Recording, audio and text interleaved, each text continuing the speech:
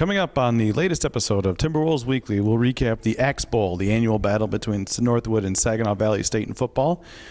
We'll recap the GLIAC Women's Tennis Tournament, which happened right here in Midland, and we'll go over all the other events for the week and preview what's coming up this week in Northwood Athletics. Timberwolves Weekly starts right now.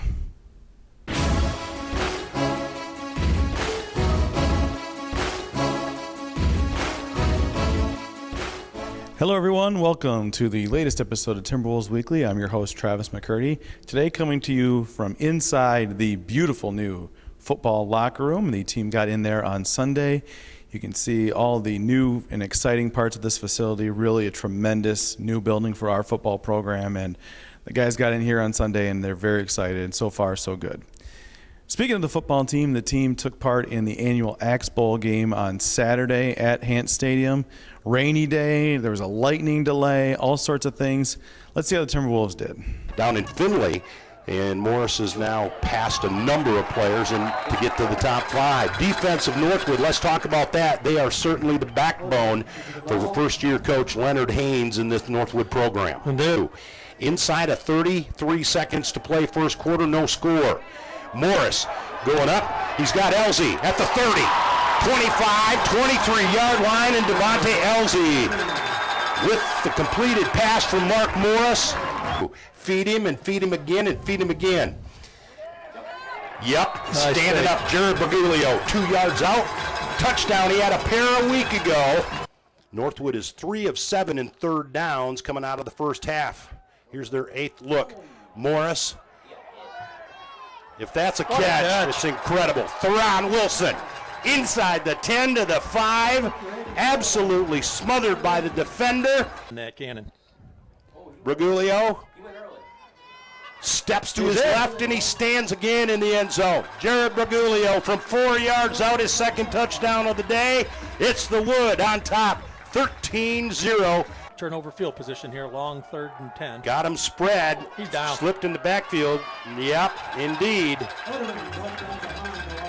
Charles Williams gets him in the backfield. That'll be the 3rd sack of the day for the Timberwolves. You love Saginaw Valley moving left to right. Play action, some pressure and a sack. Excellent job. Excellent job getting the backfields. Charles Williams again, and we've called his name out multiple times today, Dale. From the Northwood 45-yard line. Morris had a punt last week down in Findlay. This time, he's got it again. And it's going to be a pass. Wide open.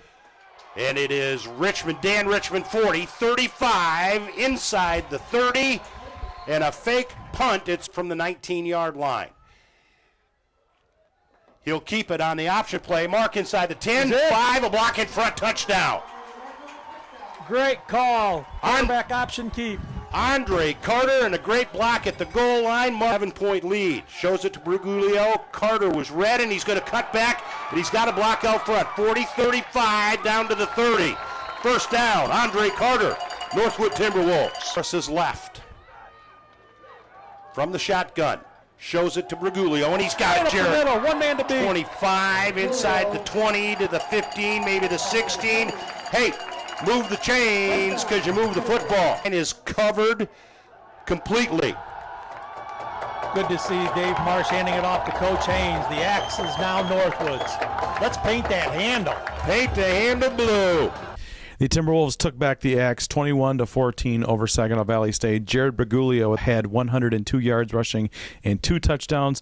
Mark Morris became just the second player in Northwood history to reach the 4,000-yard passing mark for his career in the game. He had 215 yards passing and a rushing touchdown. Mike Keith, 8 tackles and a blocked field goal for Northwood. Well, anytime you can get the Axe back, it's a great result. So congratulations to Leonard Haynes and the football team on a great win over their rival, Saginaw Valley State. It'll be good to see that Axe painted blue here in the near future. The women's tennis team was also back in action this weekend. They are at the Greater Midland Community Tennis Center for this weekend's GLIAC Tournament. Timberwolves coming off earning a share of the GLIAC Championship just earlier this week. Let's see how the Timberwolves did in this weekend's GLIAC Tournament. Women's tennis added to their hardware collection with a GLIAC Tournament Championship at the Greater Midland Community Tennis Center on Sunday. Northwood ran through the tournament, defeating Saginaw Valley 5-1 in the quarterfinals, defeating Wayne State 5-2 in the semifinals, and avenging their only loss this season with a 5-2 win to Grand Valley State in the championship. Grand Valley had beat Northwood 6-3 in the regular season in Allendale. Yet another conference championship for Zane Colstock and the women's tennis team. Congratulations to them. That win gives the Timberwolves the automatic bid into the NCAA tournament next spring, so congratulations, ladies. Lots of other action took place this weekend, including the opening of the winter sports season as the men's basketball team hosted Francis in a wild exhibition game on Sunday. Let's see all the results from last week. Northwood ran its winning streak to 4 straight matches in volleyball with a pair of road wins in Ohio last week. The Timberwolves defeated Malone 3-0, which included a 25-5 third set margin. Krista Kramer had 15 kills for Northwood in that match. Northwood then bounced back after dropping the opening set to Walsh on Saturday to earn a 3-1 victory over the Cavaliers. Allison Getty with 20 kills to lead Northwood in that match. Women's soccer split a pair of games on the road, but their win on Sunday clinched a spot in the GLIAC tournament. On Friday, Northwood dropped a 2-1 match at Michigan Tech. Sarah Lamphere with her 3rd goal of the season for Northwood in that one. And then on Sunday at Northern Michigan, Northwood fell behind 1-0 but scored 3 second-half goals. Jessica Esser, Allison Carroll, and Jessica Flores with 1 goal each.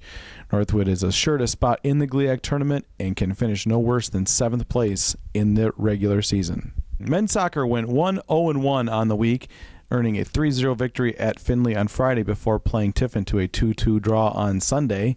Keaton Levick had a hat trick in Northwood's 3-0 win over the Oilers on Friday. Northwood then on Sunday was down 2-0 with under 5 minutes to go in the game, but 2 goals in the final 4:45 forced overtime. Northwood held a 30-12 advantage in shots for the game.